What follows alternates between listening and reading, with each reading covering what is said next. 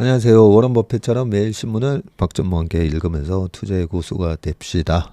오늘 8월 7일 웜의 신박 월요일 순서입니다. 주말 잘 보내셨습니까? 주말에 도서관 가서 신문 기사를 쭉 좀 보는데 좋은 기사를 읽게 되니까 요걸 웜의 신박에다가 좀 올려서 같이 공유를 하고 싶은데 그걸 못하니까 저도 주말을 이틀 동안 쉬는 게 아니라 주말에 올라온 이 좋은 기사도 공유하고 싶은데 빨리 웜의 신박을 찍고 싶은 그런 마음이 들더라고요. 아마 웜의 신박을 기다리시는 우리 성류 12 가족 여러분들도 아마 그런 생각을 좀 하셨을 거라 생각합니다. 그래서 오늘은 기사를 6개, 총 7개로 뽑았다가 6개로 좀 줄여서 좀 빨리 6개 기사를 다 읽어드릴 수 있도록 한번 해보겠습니다. 신문 읽으니까 확실히 금요일날 말씀드렸던 것처럼 좀 이렇게 지적 충만해 기분이 좋지 않습니까? 그렇죠? 좋은 기사 하나하나 읽을 때마다 이 지적 충만이 되면 참 기분이 좋습니다. 요즘 주말에 뭐 가장 많이 나왔던 뉴스에서는 무슨 얘기를 하나 식당에서 밥 먹으면서 이제 뉴스 이래 보거든요. 뉴스 보니까 제일 많이 나온 게 뭐 분당 어디 뭐 이렇게 흉기 들고 막 이런 안 좋은 얘기들이 되게 많이 나왔잖아요. 그런 게 사실은 이제 다 이 자존감이 약해서 발생하는 일들이거든요. 내 자존감이 약하면 이제 좀 반사회적으로 이렇게 변하게 됩니다. 내가 이렇게 된 게 사회 탓이라는 거죠. 그래서 우리가 인생을 살아가는 데 있어서 돈을 버는 것도 중요하지만 돈은 제가 자존심 좀 안 상할 정도로만 돈을 버는 게 저는 목표라고 말씀드렸잖아요. 그래서 돈이 많다고 해서 저는 자존감이 그렇게 많이 올라간다고 생각하지는 않습니다. 왜냐하면 돈 많은 분들 중에도 이렇게 만나보면 저분은 참 자존감이 좀 약하시구나 이런 생각이 들거든요. 그 자존감을 충족시키는 거에 있어서 제일 중요한 것 중에 하나가 이제 좀 지적 충만감일 수가 있는데 강세장이 도래했는데도 왜 내 주식은 안 올라가지? 이제는 강세장이라고 했을 때 기본적 분석과 기술적 분석을 동시에 할 줄 알아야 되는데 이게 참 말처럼 쉽지는 않습니다. 기술적 분석을 겸비를 했을 때 정말 투자의 고수가 되고 강세장에서 돈을 벌 수가 있고 약세장에서 내 돈을 지킬 수 있는 그런 수단으로 쓸 수가 있습니다.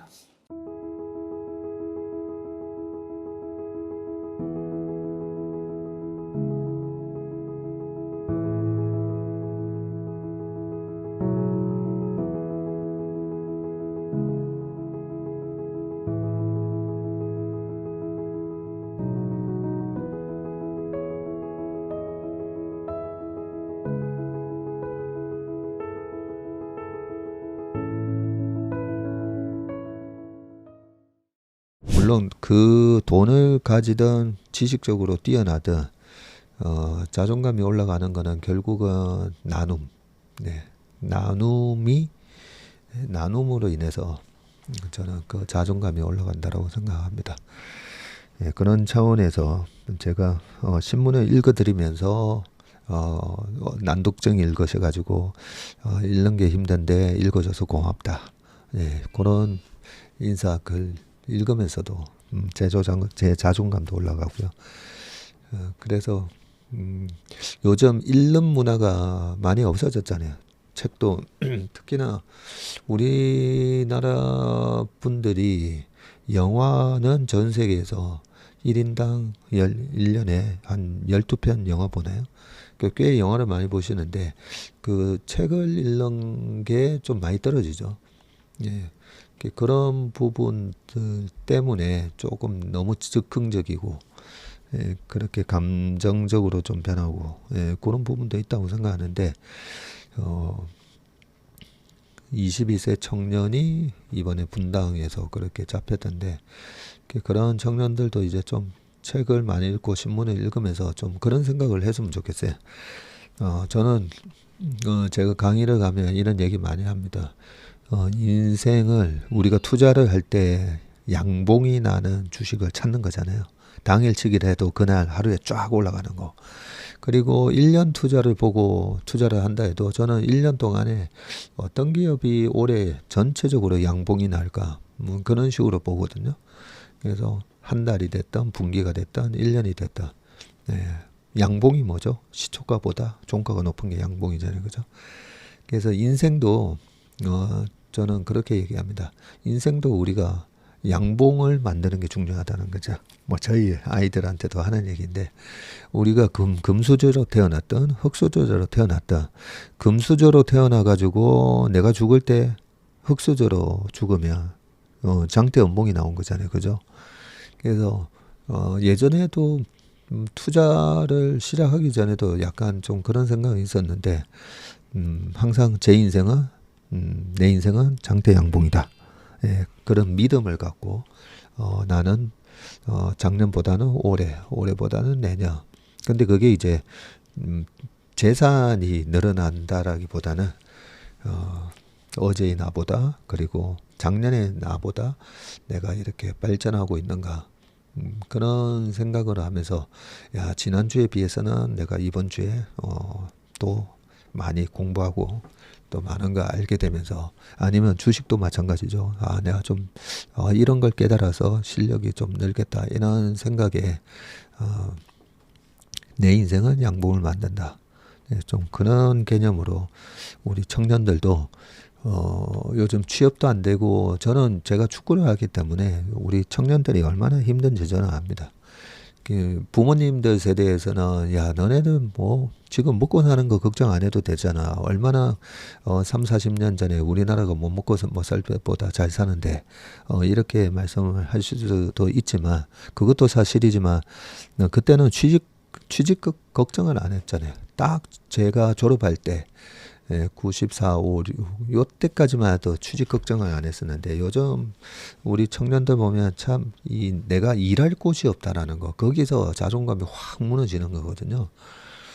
그런 측면에서는 우리 청년분들 조금 취업이 약간 늦어지고 뭐 그렇다 하더라도 얼마든지 내 인생은 내가 양봉을 만들겠다. 그런 생각을 하셨으면 좋겠고 그 가운데 우리가 보면 봉이 양봉도 있고 또 뭐가 있죠? 밑꼬리단 뭐 망치형도 있고 잠자리형도 있고 비석형도 있고 올라갔다가 다시 떨어지는 그런 비석형도 있고 뭐 여러 가지가 있는데 밑꼬리 이래 달 수는 있죠. 인생의 중간중간에 이제 오는 그 위기 안 오는 사람은 없거든요. 그리고 슬럼프 안 오는 사람은 없습니다. 다 있습니다. 20대, 30대, 40대, 50대 그 슬럼프가 다 있는데 그 슬럼프를 이겨내면서 밑꼬리를 달고 내가 항상 나는 양봉으로 마감하겠다. 뭐 그런 마음가짐으로 우리 청년들 살아가셨으면 좋겠습니다. 저도 아직 청년인데 청년들 이러니까 제가 되게 나이가 좀 많아 보인다 그죠? 저도 아직까지 마음은 28 청춘입니다. 빨리 기사로 넘어가 보겠습니다. 1인당 1억 8천만 원씩 회사 주식을 줄게. 일본, 대만 반도체 인력 확보전이라고 돼 있거든요. 지금 인력 난입니다. 근데 어떻게 이 초봉이 1억 8천만 원인가요? 그렇게 많이 주나요? 글로벌 반도체 패권 경쟁이 치열하게 전개되는 가운데 한국, 일본, 대만 기업들의 기술 인력 확보 전쟁이 격화되고 있다. 대학에 반도체 전문 학과를 신설하고 장학금을 주는 것은 물론 직원들에게 회사 주식을 대량 나눠주는 등 기존인 기술 인력 이탈을 막는 동시에 추가 인력 확보에 안간힘을 쓰고 있는 것인데 반도체 공장이 빠르게 늘어나는 데 비해서 기술자 양성은 더뎌서 대규모 인력 부족 사태가 일어날 수 있다는 우려 때문이다. 미국 반도체 산업협회 발표에 따르면 오는 2030년까지 전 세계적으로 6만 7천 명 가량의 반도체 근로자가 부족할 것으로 보이는데 반도체 인력 확보에 가장 적극적인 곳은 일본입니다. 최근 반도체 산업 부흥을 내걸고 국내 기업의 설비 투자 유치를 받고 있지만 정작 이를 가동할 인력이 크게 부족하기 때문인데 일본은 반도체 생산 기반이 무너지면서 인력 양성이 오랜 기간 제대로 이루어지지 않았고요. 일본 최대 인력 공급 회사 아웃소싱은 지난 2일 다른 기업들과 공동 출자로 반도체 분야에 특화된 인력을 양성 공급하는 자회사 OS 나노테크놀로지를 설립했고 첨단 반도체 공장에서 근무할 수 있는 기술 인력을 양성해서 각 기업 현장에 배치한다는 계획입니다. 이 업체는 현재 일본 나가사키 현에 반도체 제조 설비 작동 방법을 배울 수 있는 연수 시설을 운영하고 있는데 대만 TSMC와 소니 등이 공장을 새로 짓고 있는 구마모토 현에도 새 연수 센터를 세울 계획이라고 하네요. 여기 표가 나오는데요. 주요국들은 반도체 인력 확보에 나서는데 일본이 반도체 공장 연구소에서 일할 인력 양성할 아웃소싱 업체에 공동 설립했고 직원에는 자사주도 주고요. 대만은 TSMC가 미국 애리조나 주립대와 채용 전제로 인력을 양성하고 있답니다. 애리조나 주립대 무슨 반도체 학과 나오면 바로 채용 다 하겠다는 건가 봅니다. 미국은 인텔 향후 10년간 1억 달러 들여서 전국 대학에 반도체 제조 교육을 시킨다고 하네요.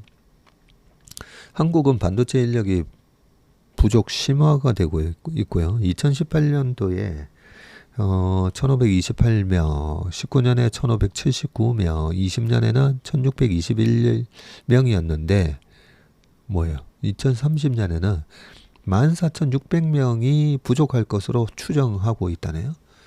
좀 심각한데. 일본 기업들이 기존 반도체 인력을 붙잡기 위해서 그동안 거의 하지 않던 자사주 지급까지 하기 시작했고 지난달 소니가 향후 수년간 반도체 엔터테인먼트 부문 직원 3천여 명을 대상으로 1인당 평균 2천만 엔 1억 8천만 원어치의 주식을 지급하기로 했네요. 소니가 그랬군요. 고위 임원진뿐만 아니라 일반 개발직 직원까지 회사 주식을 받고 일본 자동차 반도체 기업 르네사스도 최근 직원 2만 명에게 회사 주식을 주기로 결정을 했네요. 다른 데 가지 마라 이건 거죠. 아사히 신문은 반도체 업계에서 전 세계적으로 첨단 공장 건설 움직임이 활발해지면서 인력 확보가 기업들의 최대 과제가 됐다고 합니다. 애리조나 주립대과하고 같이 R&D 센터를 맺고 TSMC가 반도체 전공 교육 커리큘럼을 만들고 반도체 전문 인력을 양성하는 식으로 애리조나 주립대하고 그걸 했네요.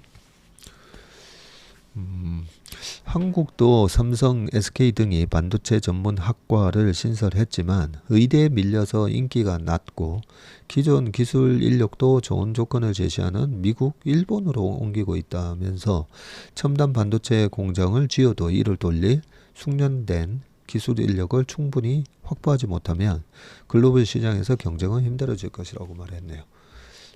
요즘 이과에서는 의대, 그 다음에는 컴사, 그죠? 컴퓨터 사이언스 그쪽으로 애들이 다 몰린다고 하는데 이 반도체 학과 들어가면 좋을 것 같은데요.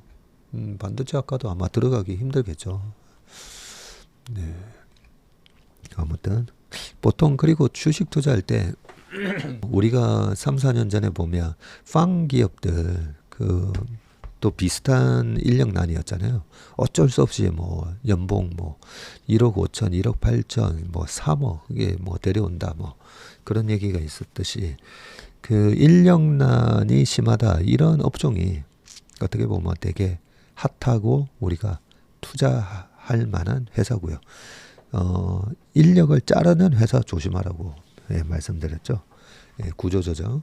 페이스북도 주가가 75% 빠지기 전에 2021년 말부터 페이스북이 제일 먼저 인력 구조조정한다라고 했던 걸 기억을 해보시면 사람 자르는 기업 조심하고 사람 못 구해서 날린 기업 막 되게 사람 못 구해서 어떡하지 회사 제대로 돌아가겠나라고 걱정할 수 있지만 그 정도로 이제 뭔가 생산할 게 많다는 거죠. 말 그대로 예, 수요 초과 현상이 일어나고 있는 회사나 업종이다. 예, 그렇게 우리가 힌트를 얻을 수가 있습니다. 꿀팁이죠. 예. 두 번째는 K뷰티 새 주역 중소기업들이 3.3조를 수출했다라고 되어 있습니다. 안 그래도 수출 동향을 보면 중국 쪽으로는 수출이 계속 마이너스지만 미국, 유럽 쪽은 보면 화장품이나 이런 것들이 되게 수출 증가율이 되게 좋았거든요. 그래서 이쪽에 대한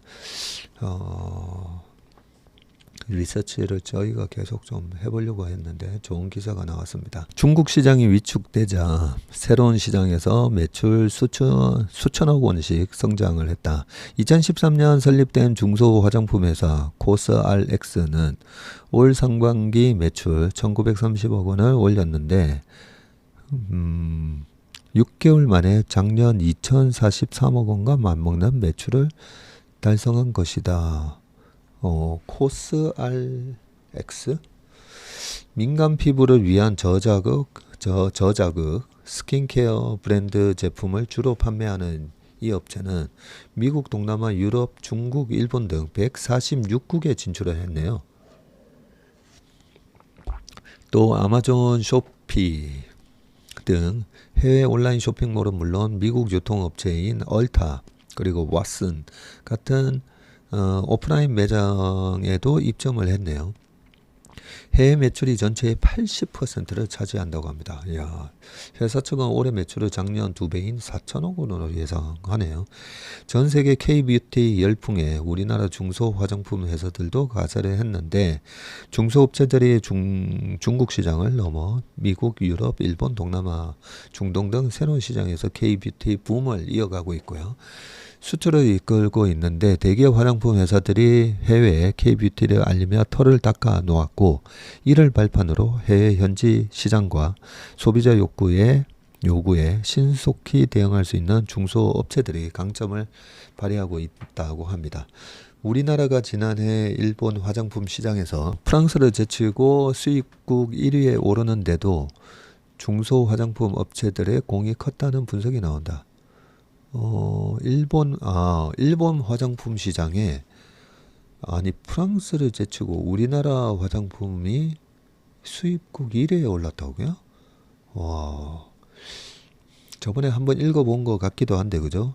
일본이 일본 들어가서 삼성 핸드폰도 안 됐고 그리고 현대차도 공략을 못해서 철수도 했다가 최근에 다시 이제 영업을 하고 있긴 한데 그 정도로 이제 일본 시장에 한국 제품이 들어가기가 힘든데요. 와, 화장품 1등이 됐네요. 전체 마켓이 1등은 아니겠지만 보니까 코스알엑스 그리고 마녀공장 그리고 22년 매출 21년에 1233억 올해 2천억 이게 코스알엑스고요.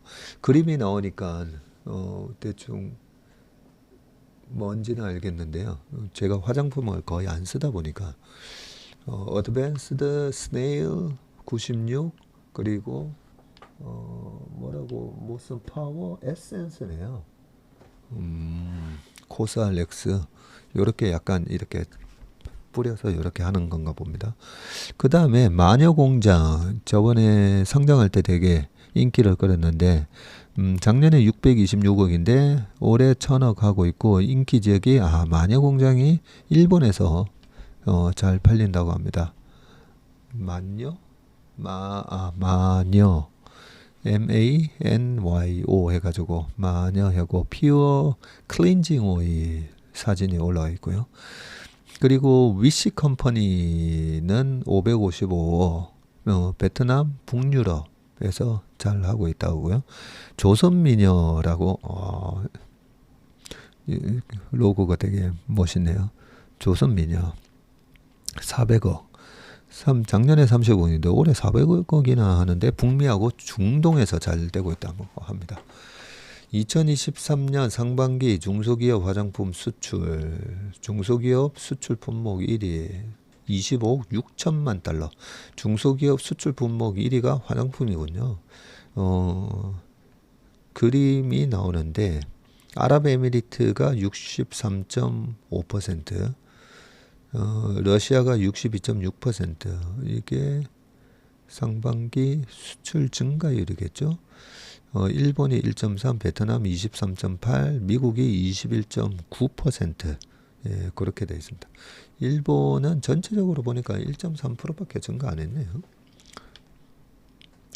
해외에서 더 주목받는 중소 화장품 브랜드라고 되어 있고요. 중소벤처기업부가 발표한 올 상반기 중소기업 수출 동향에 따르면 중기 화장품 수출은 13% 증가한 25억 6천만 달러, 한 3조 팔았다 그죠? 중소기업 수출 품목 1위에 올랐고요. 중국 수출은 16.6% 감소했지만 미국에서 21.9, 일본이 1.3 맞네요. 아까 수출 증가율 맞습니다. 미국이 4억 달러, 일본이 한 3억 달러, 러시아가 한 2억 달러 이렇게 되네요. 조선미녀 마녀공장, 그리고 벤처기업 구다이 글로벌이 운영하는 브랜드 조선미녀가 2020년에 매출 1억이었는데 재작년에 30억, 작년에 400억. 야, 그리고 올해 2천억. 그렇게 목표로 한다고 합니다. 쌀 수출물을 이용한 대표 제품인 맑은 쌀 선크림은 동량에 대한 호기심이 많은 미국 시장에서 성공을 거뒀다네요. 그리고 2012년 설립된 화장품 기업 마녀공장 역시 지난해 매출 1,000억에 영업이익이 247억이나 나왔었네요. 토너, 피부 결을 정리하는 화장수, 토너 제품을 내세워서 일본에서 전체 매출의 40% 정도를 거뒀고요. 지난 6월에 코스닥 시장에 상장을 했습니다. 이외에도 롬앤 티르티르, 3CE 등 국내보다 해외에서 더 인기 있는 브랜드로 꼽힌다고 하네요. 중소 화장품 브랜드 성공 비결, 예, 이게 중요하죠. 성공 비결은 해외 시장을 면밀하게 파악한 뒤 트렌드 변화를 빠르게 제품에 반영한다는 점인데, 이게 옛날에 동대문 상권이 강점이 바로 그거였잖아요. 국내 트렌드에 맞게 빨리 디자인 만들어 가지고 착착 팔았었는데 스피드가 생명인 것 같습니다. 변화에 빠르게 대응하는 거. 주식하고도 좀 비슷하다 그죠? 업계 관계자는 일본에서 시세이도 같은 유명 인기 브랜드는 수십 년간 변한 게 없다 보니 청년층에게 어머니 세대가 쓰는 화장품이라는 인식이 강하지만 한국 화장품은 최신 트렌드를 곧바로 반영해 인기가 많다네요. 인터넷에서 색이 조금만 더 옅었으면 좋겠다는 의견이 나오며 몇 달도 안 돼서 이를 반영한 신제품이 나오는 시기라고 합니다. 이야, 그렇군요. 아모레랑 이 LG생건도 회사가 커져서 좀 무거워져서 그런가요? 이런 변화에 빠르게 대응할 수 있는지 모르겠네요. 유튜브랑 인스타그램 등 소셜 미디어를 적극적으로 활용한 마케팅 역시도 인기 비결인데 2011년에 설립된 위시 컴퍼니는 2013년부터 해외 진출에 나서면서 자사 화장품 브랜드를 소개하는 영어 유튜브 계정을 운영하고 있네요. 채널 구독자가 6일 현재 186만 명에 달한다고 합니다. 야, 위시 컴퍼니는 올 상반기 사상 최대인 매출 300억 원을 올렸고 마녀공장, Q10, 아마존 등 일본 온라인 쇼핑몰을 적극적으로 공략한 효과를 봤다고 하네요. ODM 기업도 덩달아 신바라 뭐 어쩐지 최근에 코스맥스 주가가 계속 구역구역 올라오더라고요. 몇 달 내내.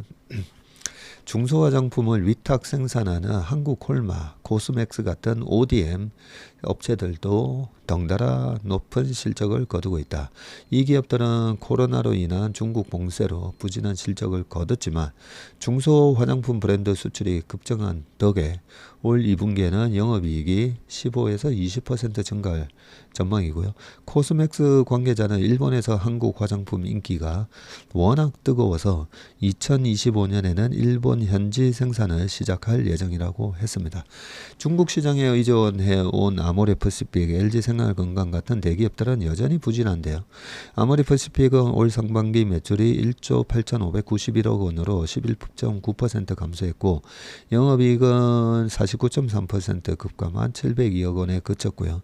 LG생건도 매출 3조 5천억, 영업이익 3천억 원으로 전년보다도 매출 0.5, 영업이익 22.5% 감소했다고 합니다. 네.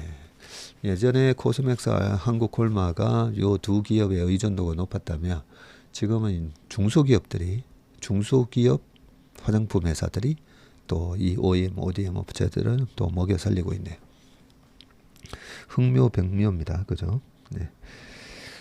그 다음은요. 면역력 슈퍼푸드 김치 미국 수출 23% 폭증. 화장품 미국 시장 증가율도 21.9%인데 김치 수출도 23%나 늘었네요. 요 부분 김치는 간단하게 보고 넘어가겠습니다. 수입보다 수출이 늘어서 상반기 2년 만에 흑자가 났다고 하고요. 농림축산식품부에 따르면 올 상반기 우리나라는 김치를 8천만 달러어치를 수출해서 수입이 7,800만 달러보다 한 200만 달러 많이 팔았네요. 지난 21년 이후 2년 만에 김치 부문에서 무역수지 흑자를 본 것입니다. 우리나라는 김치 종주국임에도 중국에서 값싼 김치를 대량 수입해서 무역수지 적자를 보기 일쑤였는데 21년도에 흑자도 중국에서 한 남성이 배추가 떠다니는 물구덩이에 상의를 입지 않은 데 검은색 그때 바지 입고 그죠 장화 신고 들어가 가지고 막 배추를 퍼내는 소위 알몸 김치 영상이 퍼지면서 아우 그거 보고 나서는 진짜 식당에 약간 물컹물컹하게 나오는 중국산 딱 김치 보면 정말 안 먹고 싶죠. 네. 그 반면에 설렁탕 집이나 이런 데 가면 김치를 여기서 담았구나 요런 갑자기 배가 확 고파지네요. 여의도에 또 콩국수 집에도 김치를 직접 여기 진주집 있지 않습니까?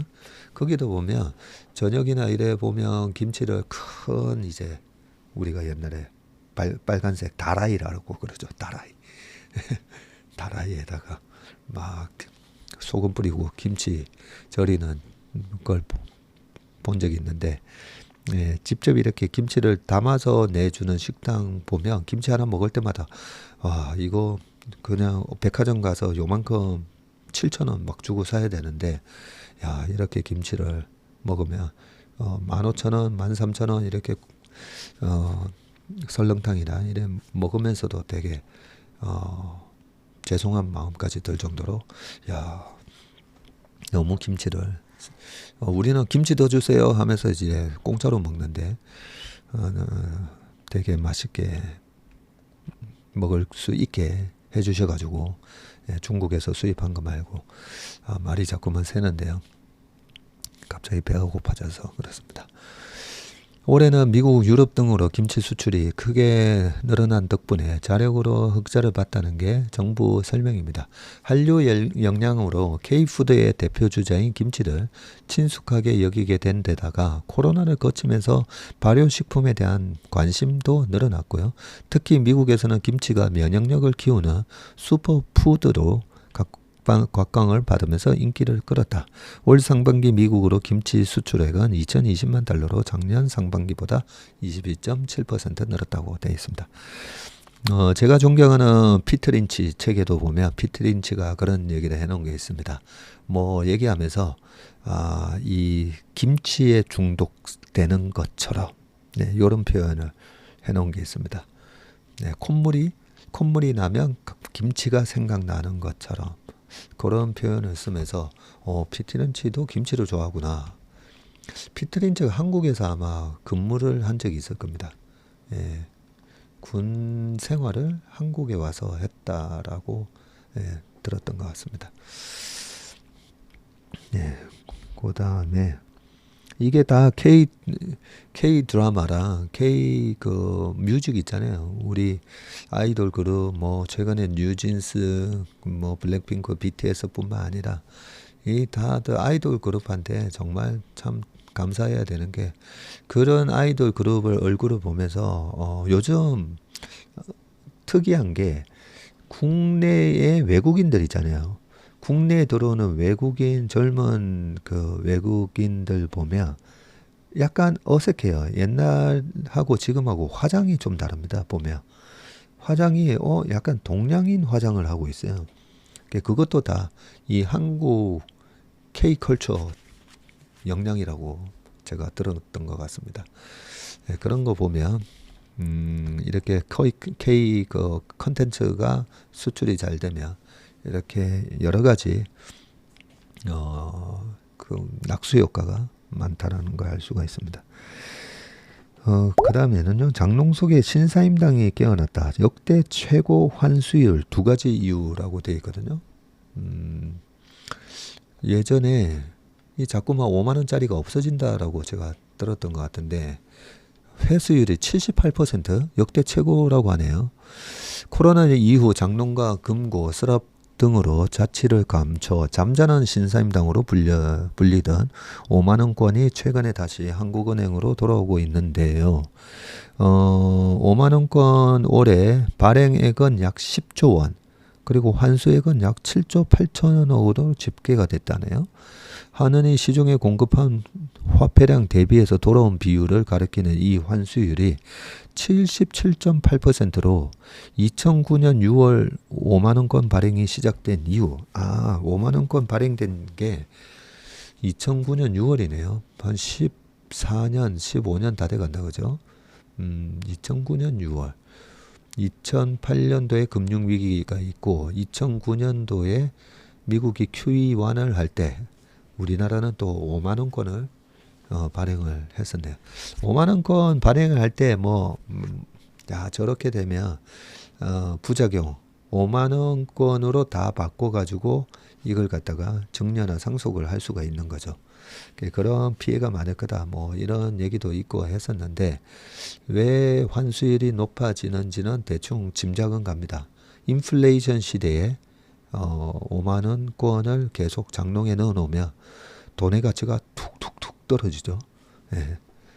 뭔가 이렇게 세금 줄이려다가 돈의 가치가 툭툭툭 떨어지면서 그러니까 돈을 꺼내서 쓰는 게 아닌가 생각이 듭니다.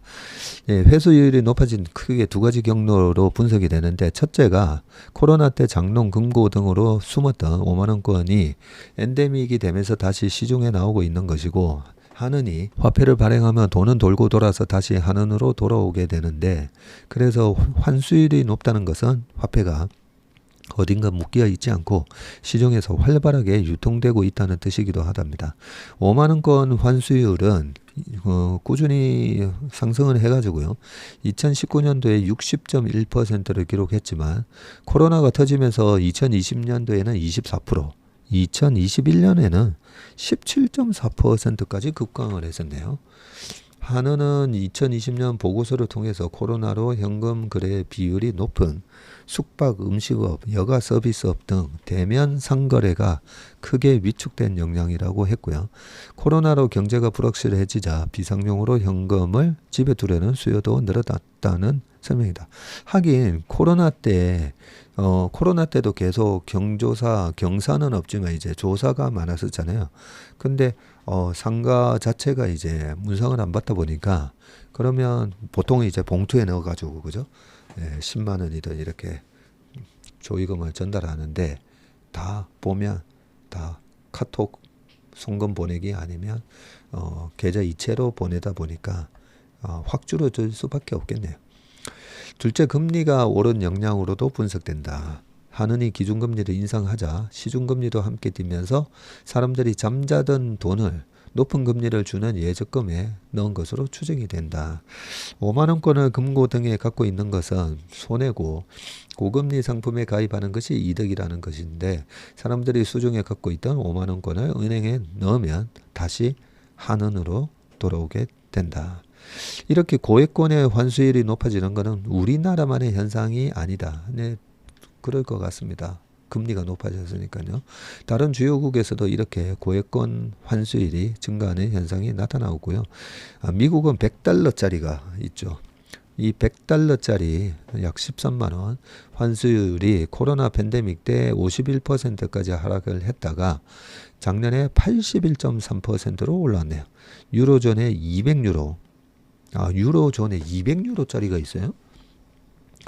와, 거의 30만원짜리가 있네요. 이 유로존의 200유로권 역시 2020년 환수율이 46.5%로 낮아졌다가 지난해 104.8%까지 상승을 했다고 합니다.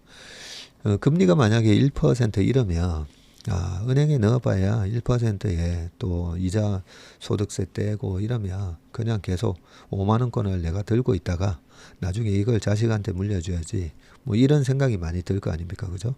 근데 금리가 이제 확 올라가고 인플레이션 물가 상승이 되다 보니까 아까 말씀드린 대로 돈을 금고에 못 놔두는 현상이 나타나는 거죠.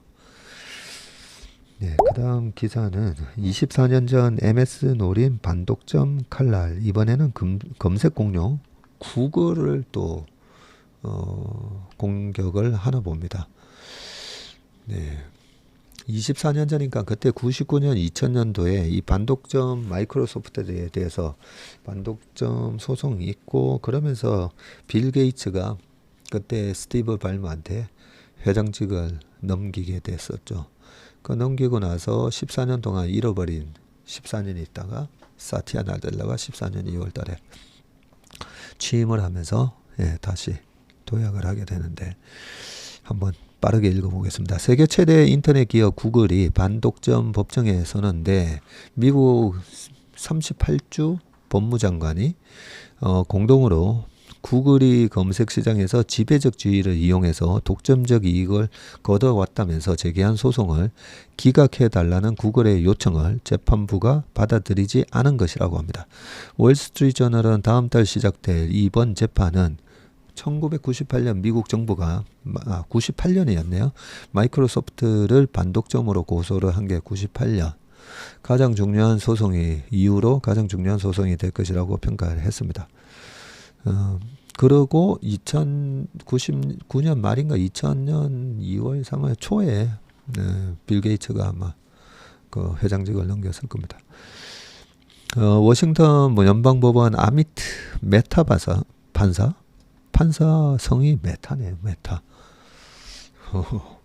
어떻게 구글 뭐 이런 거를 이제 다루는 판사님 성함이 아미트 메타 판사네요. 참 우연의 일치인지 그저 재밌네요. 다음 달 10일 구글의 검색 엔진의 반독점 여부를 다툴 재판이 열릴 예정이라고 밝혔고요.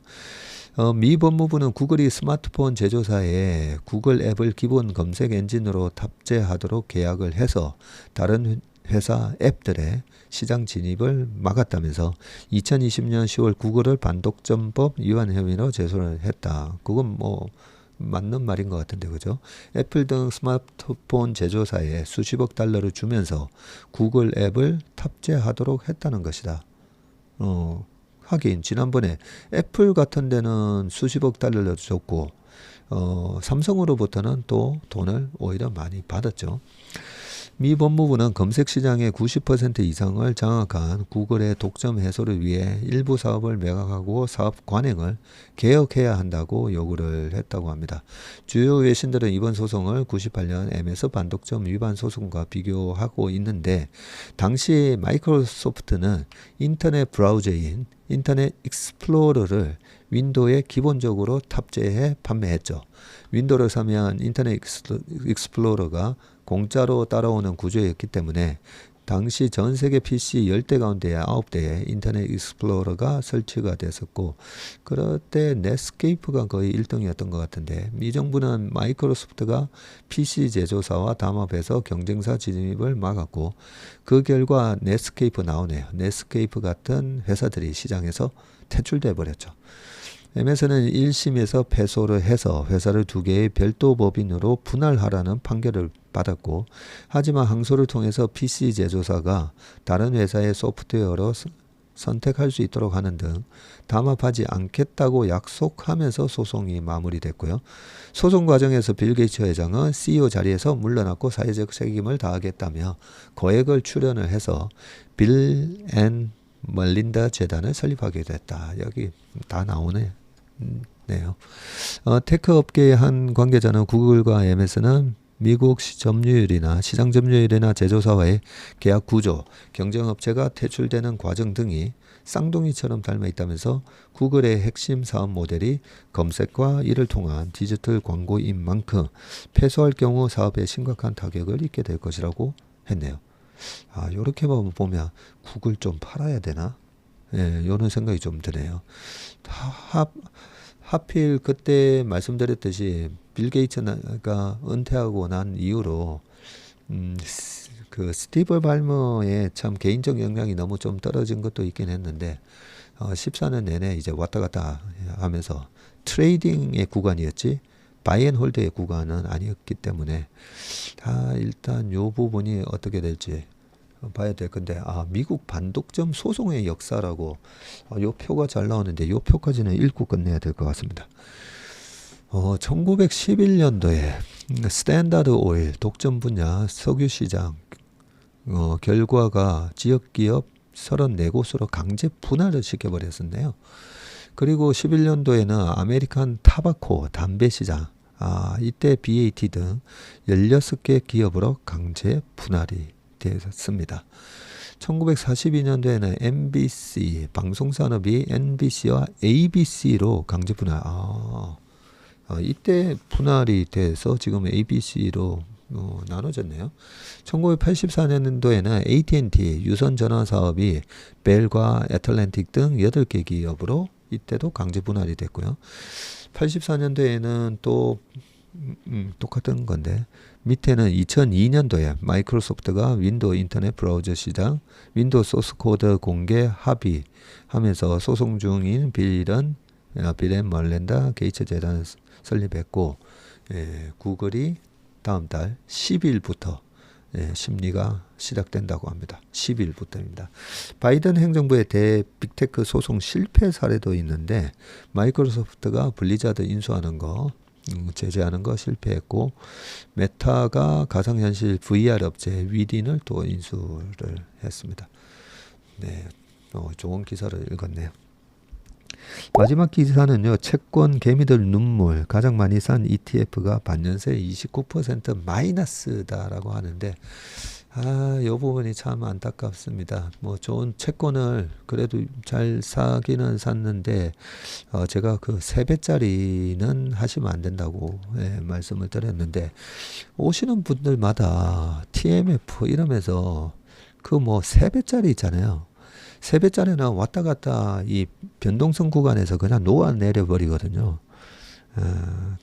아깝네, 안타깝네. 디렉시온 데일리 20년 플러스 미국 국채 불 3배짜리 마이너스 29%고 나머지는 쭉 나오는데 금리는 저는 한 9월 10월 가면서 이제 금리가 떨어질 거라고 예상을 하거든요.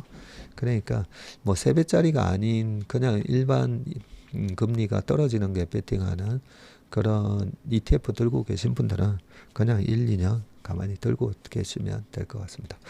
오늘 웜의 신박 순서는 여기까지 하겠습니다. 이번 한 주도 건강하시고 장대 양복 만드는 한 주 되시길 바라겠습니다. 감사합니다.